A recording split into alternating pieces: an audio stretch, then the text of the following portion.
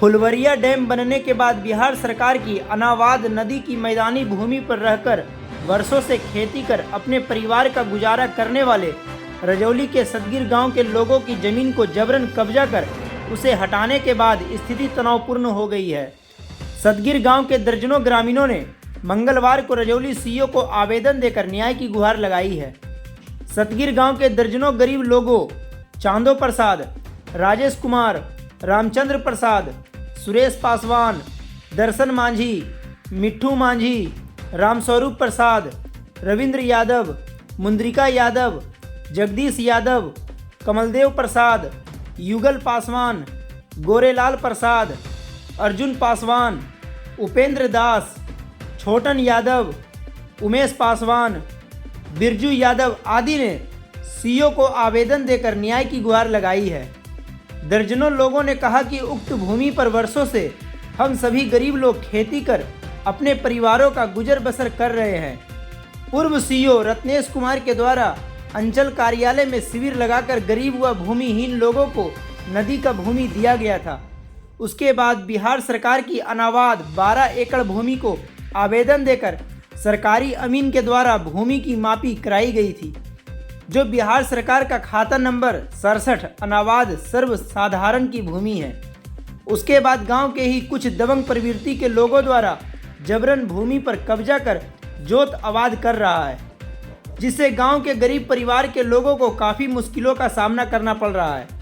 इस संबंध में प्रभारी सीईओ रश्मि प्रिया ने बताया कि पीड़ित लोगों द्वारा आवेदन दिया गया है, जांच पड़ताल कर गरीबों को न्याय दिलाया जाएगा। चांदो प्रसाद यादव। पिताजी क्या नाम हुआ?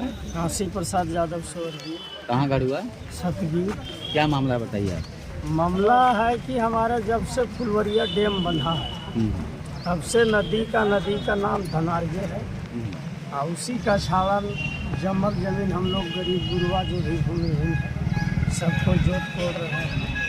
और बहुत दिनों का पहले सीईओ साहब थे रत्नेश बाबू, वो कैंप लगा करके ने हम लोग का बंटवारा करके दे दिए और उस पर डीएम भी आए हैं।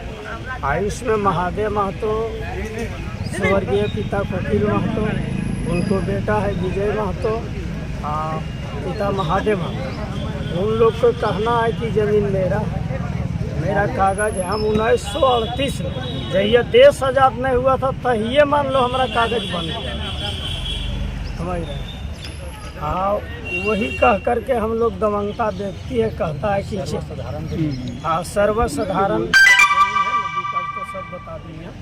हाँ, वो कहता है कि 4 गो के अवधि काट देना है और काटने वाला आदमी कौन कौन है वो भी बता देते हैं कि है महेश्वरी यादव, पिता महादेव यादव, उर्फ पीना यादव, महादेव यादव। और फिर एगो है मान लो सतीश यादव उर्फ भोंदू यादव, पिता स्वर्गीय फिरंगी यादव, विजय यादव और महादेव यादव। ये सब के तीनों के कहना है कि 4 गो के जरूर काटेंगे।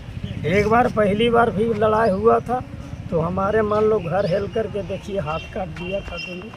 सब कुछ बहुत दिन मामला चला, फिर सब कुछ शांत हो गया। फिर आज कहता है कि हमारे कागज है, यही मामला चल रहा है। इसी का प्रतीक में हम आवेदन देने के लिए आए। आवेदन किनको दे रहे हैं? सीईओ साहब।